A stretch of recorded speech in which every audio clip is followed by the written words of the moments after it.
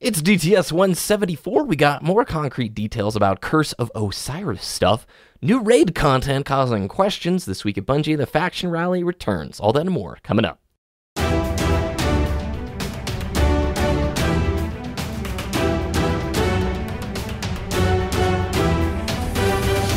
You're listening to Destiny, the show.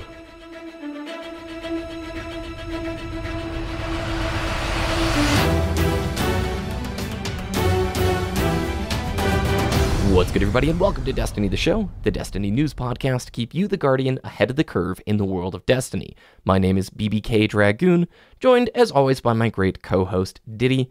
Did you catch the BlizzCon hype, Ditty? There is a Nova Widowmaker skin. Oh my gosh. Yes, I am back on the Overwatch hype train because the new season started, and I'm very excited about Widowmaker because this season I am forcing all my teammates to allow me to play Widowmaker, so haha, suck it, teammates. But I did, and no, I'm not going to switch. But side note, last week I said I wasn't getting the PC version of Destiny 2 until the DLC, and then they released Curse of Osiris details, and I immediately bought it on PC. So I now have a Destiny 2 PC character that I'm currently grinding. So I have joined you guys on the PC clan. By the way, shout outs to the DTS PC clan. I don't think Bungie has put a limit on how much experience how much the PC clans can gain, because they did for the consoles, max it out at like 100,000 XP per week. We're already level 6 after 2 weeks on the PC clan. Already had 100 members as well, so wow. Shout outs to you guys, rocking it, getting those raid ingrams. I can't even collect them because my character's not at level 20 yet, so yeah, just shout out to you guys, and I will... It's so much fun, man. I do have the ultra wide monitor, so I'm playing 21:9, 3440 by 1400 resolution, and now my graphics card and CPU are medium to low settings, but it just looks fantastic. Plays so well, and I'm very happy with it.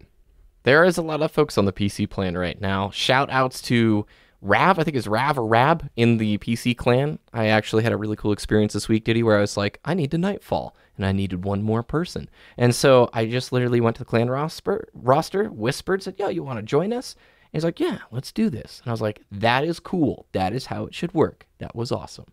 Man, BlizzCon, so much awesome stuff coming out. I have to nerd out just a little bit. The new World of Warcraft expansion is looking fantastic. Some of the new game modes that they're implementing in that is like, ooh, that's really cool. The announcement of World of Warcraft Classic, finally, vanilla servers supported officially by Blizzard, which is a really big deal. If you guys have been following the private server drama the last few years, it's definitely been chock full of its ups and downs. It is going to be a great thing for a lot of people. Ditty, I grew up playing WoW off and on for the last decade, and I can very safely tell you I will probably only spend about 1 week on vanilla, because as awesome as it was, to get to like level 60, dude, it's like 200 and some odd hours. Just from 0 to 60. It was like ultra grindy, wow. And I know a lot of people have nostalgia for how much of an investment it was, like to get your epic mount, these incredible like stories of classic vanilla stuff. So that is gonna definitely appeal to some people, but overall, what a big week.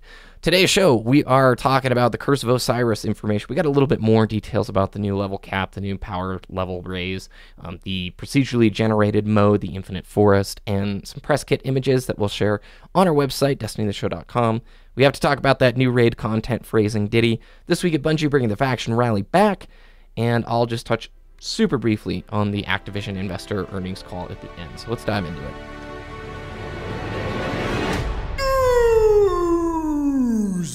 Now, Ditty, Bungie's pushing a hotfix. What's this all about?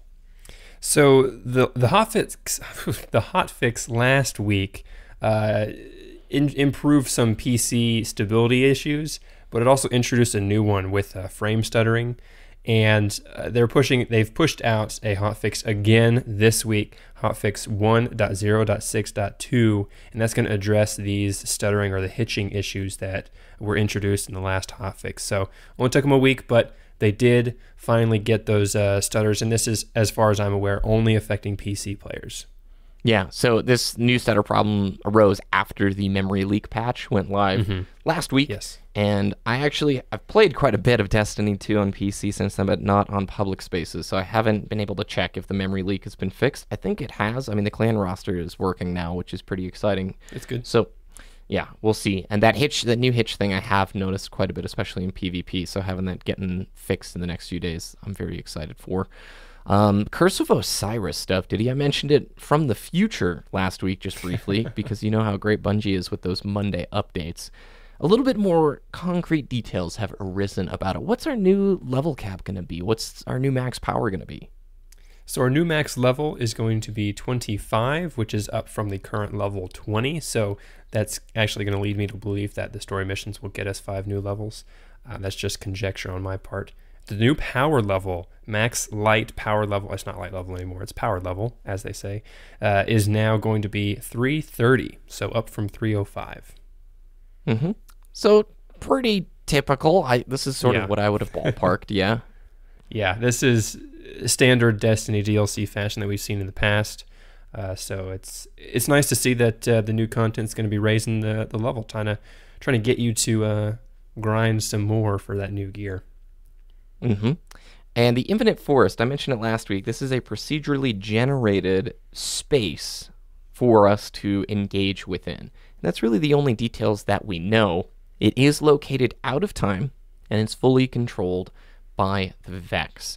If you had to just speculate what you think this mode would look like, I'm envisioning probably a 3-person experience in which the play spaces, these procedurally generated play spaces, are going to randomize what kind of mobs we're going to run into. It's going to randomize the geometry, probably similar to the way the Pyramidion changes in the boss room, and then maybe an objective that's also randomized here. But what do you see being optimal? Not realistic, but what do you want to see from this mode? Oh, what do I want to see? Okay, that changes my answer significantly. I would love to see...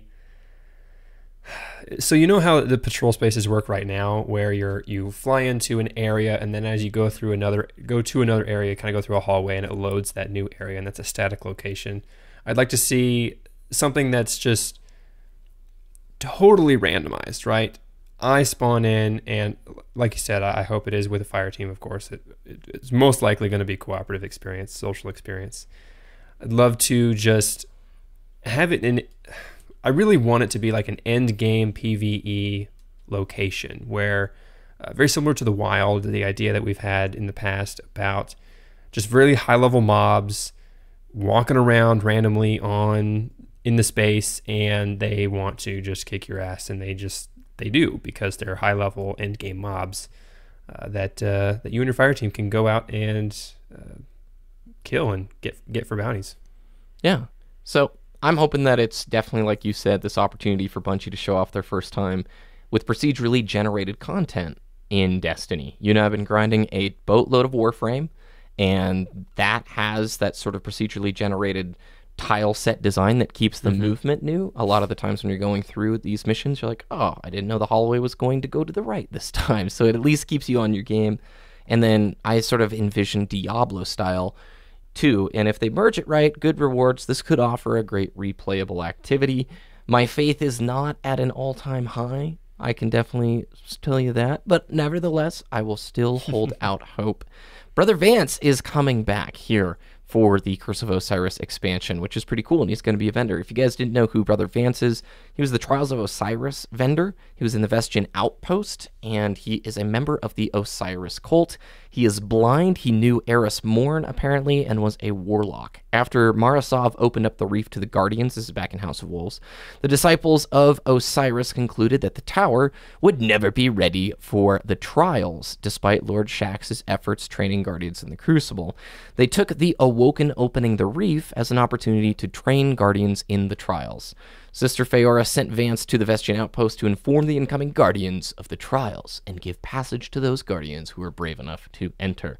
And that is the only backstory you're ever going to hear from Dragoon on any Destiny the show, ever. Boom. What else? News. It is good news. There's another familiar Firefly voice actor coming back, right? Yes, so Morena Baccarin, who was Inara in the best TV show ever, Firefly. Yeah. We have Nathan Fillion, as Cade Six. Now we have Miranda Bachran. She's coming back as the voice actor for the Osiris Ghost, and it's going to be traveling through time with him. Yeah, and Ikora Ray is Gina Torres. So Bungie has a long history of pretty much employing the Firefly people in voice acting positions. I'm still waiting for Alan Tudyk, man. He's got to make his appearance back, and there's a few other characters that need to hop in here. So come on, Bungie, they get were on in it. Halo ODST as well. A lot of the Firefly actors voiced characters in ODST. Man, that was good times. Who's Jane's voice, or Jane's... The real actor name? I don't remember. Yeah. Sorry, Jane. I know your song, Adam Baldwin. There we go. Should've known that. That's right.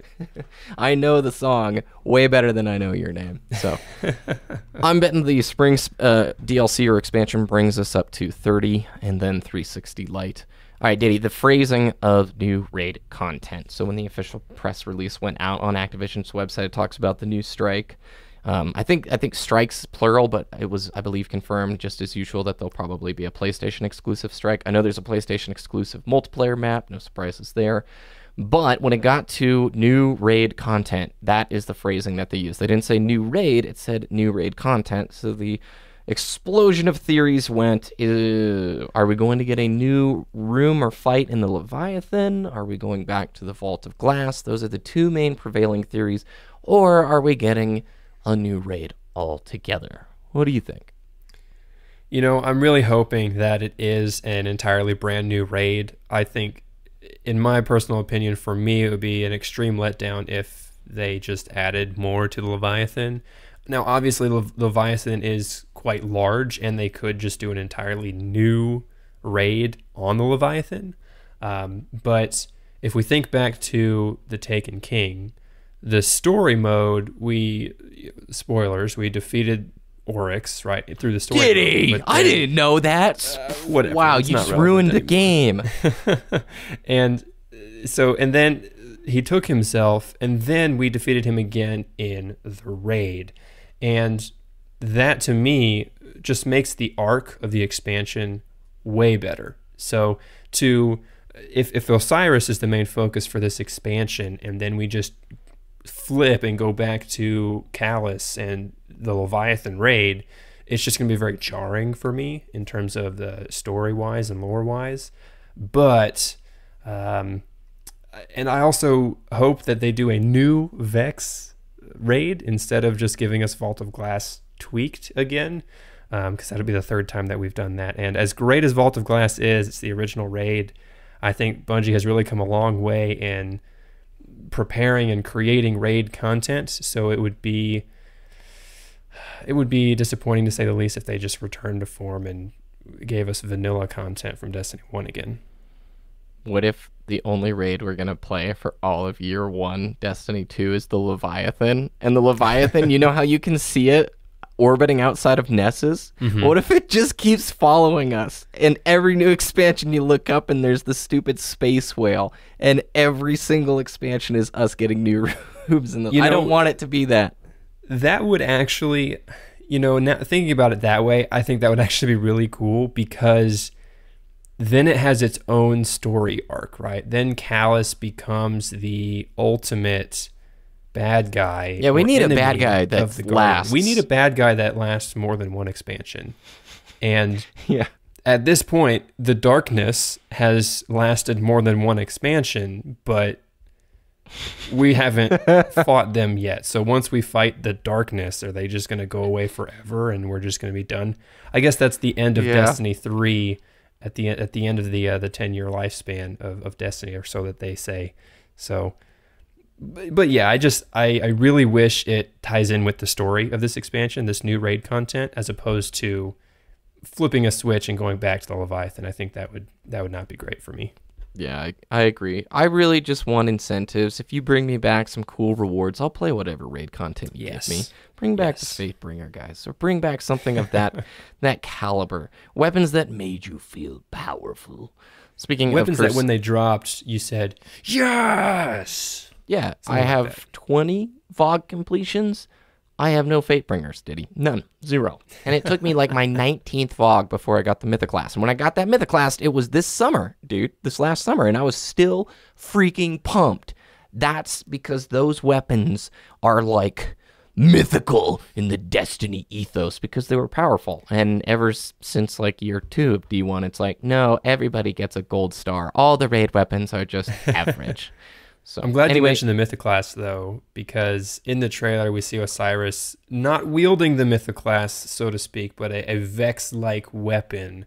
So hopefully that art style and that design style comes back from the Mythoclast. PC players, if you haven't seen it before, look up Vex Mythoclast, and you'll see what we mean. It looks fantastic. 3 streams for Curse of Osiris. We've experienced something like this a handful of times before.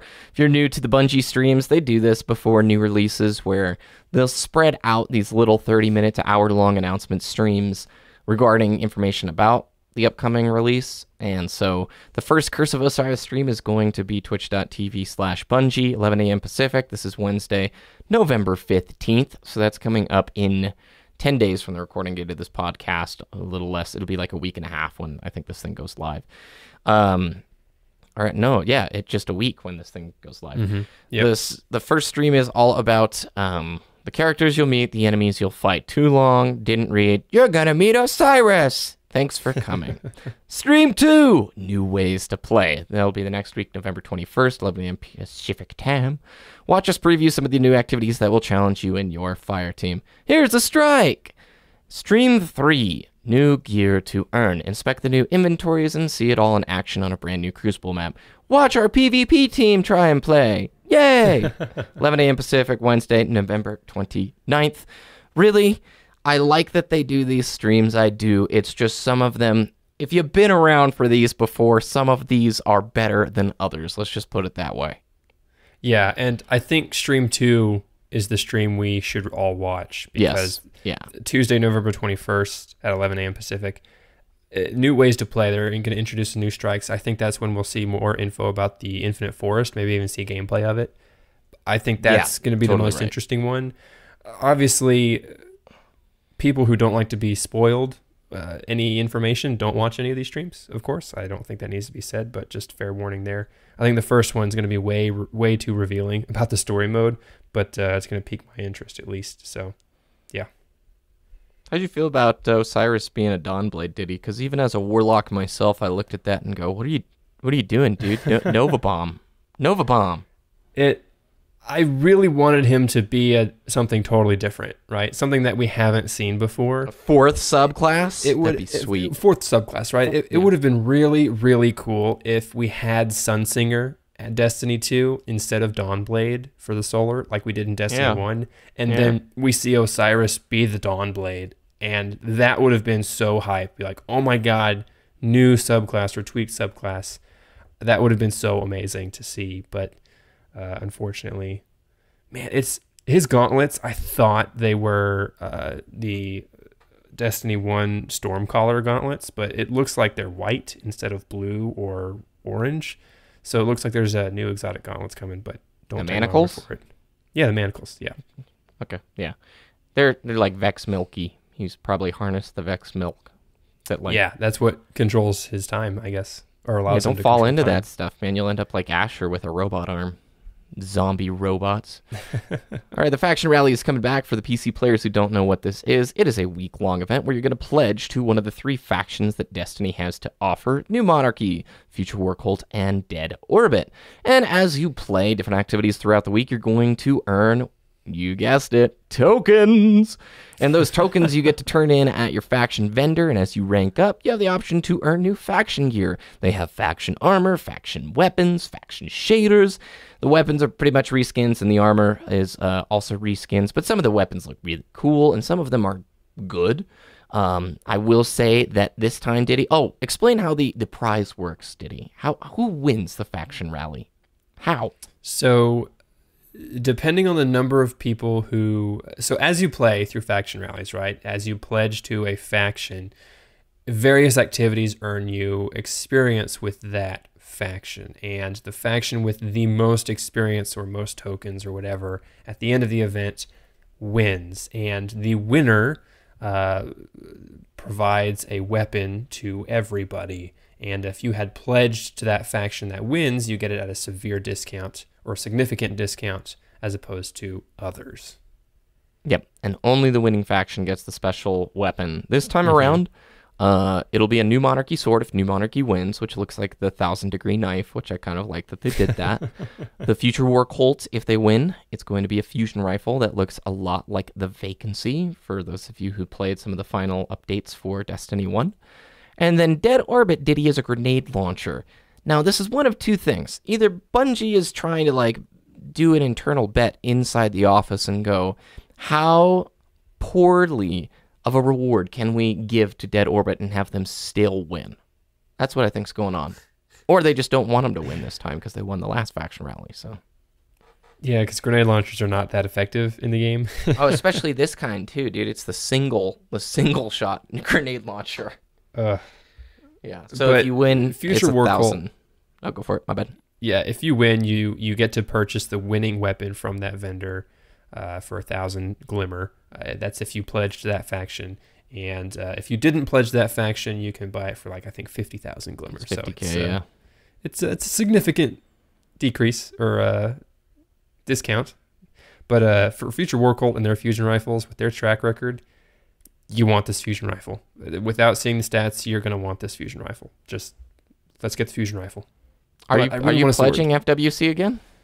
I really want the sword, but I think the fusion rifle is going to be a little bit more useful, but the sword's going to be more fun. I'm conflicted. I'm going to have to flip a coin here.